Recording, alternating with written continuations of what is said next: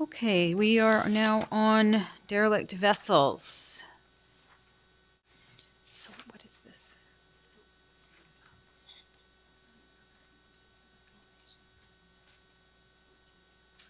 Oh, okay. Okay. So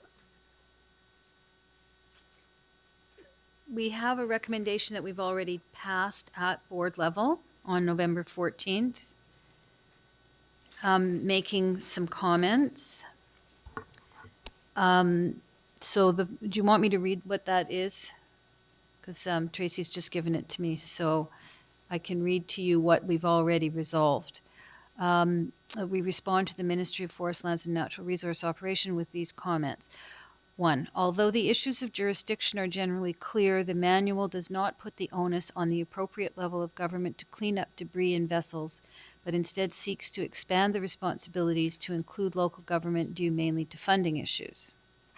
2. Experience at the SCRD has been that there are more issues with abandoned structures than with abandoned vessels, other than related to our own docks. 3, rather than focusing exclusively on additional funding from the federal government, the provincial government should also establish funding to address issues with debris that is on Crown land.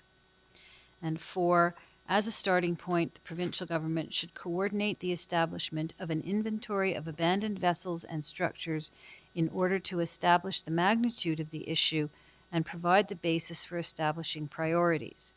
Once this is complete, the resulting funding requirements could be negotiated between the province and the federal government. So is that saying everything that we want to say on derelict vessels? Okay, Director Johnson and then Director Turnbull. There is one issue that I think is missing from the funding scheme, which, as I recall, has been a critical element in the state of Washington in cleaning up derelict vessels, and that is that boat owners, as part of their licensing fee, are contributing toward the cleanup fee when they're licensed annually, and it makes the boat owners sort of perpetually paying into a fee for cleaning up their potential debris in the future. And that was really important, an important element, because it didn't rely on federal or state, in their case, taxpayers. It was actually a sort of user fee. So you're And that's suggesting that a missing. licensing fee be implemented? Yeah, well, I mean, I think we should suggest to the province that consideration be given to funding at least part of the expenses through fees charged back to boat owners.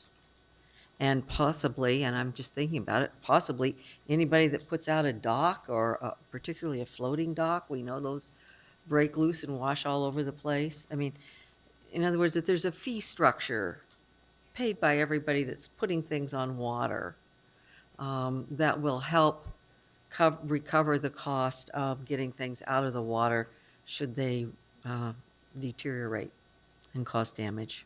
So that's a motion that you're making. Yeah, So sure. Director Noor has his hand up. I'm speaking on something else. Not on derelict vessels. Yeah. No, derelict okay, boats, but another not aspect. Okay, Director Seegers and then Turnbull.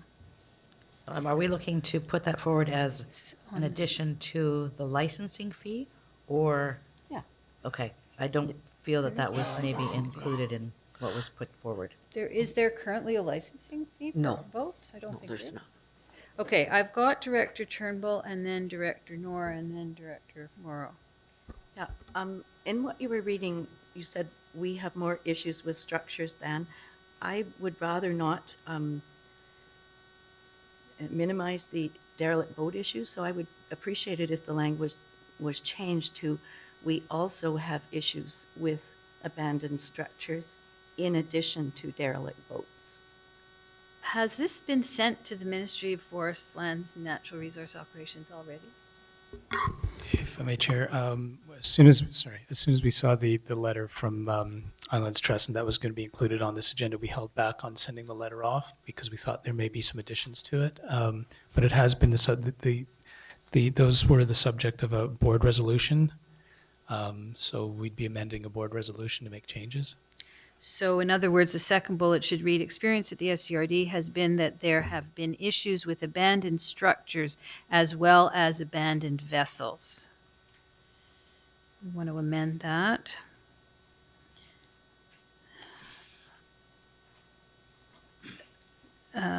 Just a sec.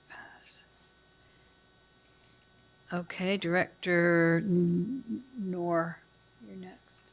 I'm just, I'm supposed to write a letter in cooperation with the mayor of Bowen Island on this issue.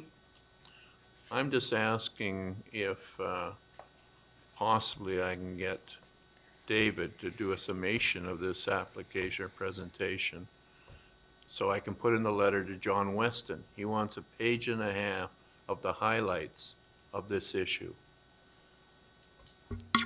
Apologize, I was just reading through some of the documentation here. Could you repeat the first part of that? John Weston, in his communication thing, felt that we should be sending him a page and a half so he can go to the right people on issues like this. So if I could have from you a summation of the presentation here, if that's possible, then I could send it off to him and get, or the mayor of Bowen Island, for him to take it to the right person. Okay, well, what's the deadline for that? Whenever you get it done. Okay. Director Moreau, and then Johnson. Yeah, I think I understand the addition of structures, but I think that we want to make sure that vessels are priority. I think we're talking about vessels first and then also structures, just So as reverse the order. Yeah, I think that that's important to maintain the focus on vessels because that's a real issue. I'll let you know. Just a sec. So I want to go back to the issue of licensing. My understanding is that we do not have boat licensing, Director Moreau? There is currently licensing, but it doesn't cost anything. Not that I mind it that way, but I do understand the other problem. And I do, I think that it should go forward as a recommendation that be a consideration in funding this. Director Johnson and then Director Noor. Thank you. Director Morrow just said what I was going to say, that there are no fees right now, but I believe that there should be consideration given to collecting fees specifically for that purpose. And I expect that there would be very little resistance amongst most responsible boat owners for that cause, and that's what the state of Washington has done. Director Noor. I was just wondering if Director Johnson would take that as a recommendation to ABICC. From the town of Gibson's, or? Well, the town would have to do that for me to do it, Director Nor, but it would be a good motion to take to ABICC. I mean, not all boats are licensed now. I mean, if you have a dinghy, No. if you have, you know, a very small boat, and that can still be, I mean, I guess it can still float up on shore and cause issues. The cost of removal, I think, is the issue. Yeah. Director Moreau. Yeah, I think anything over 10 horsepower and over has to be licensed right now, and probably that the other ones are relatively easy cleanups. Okay.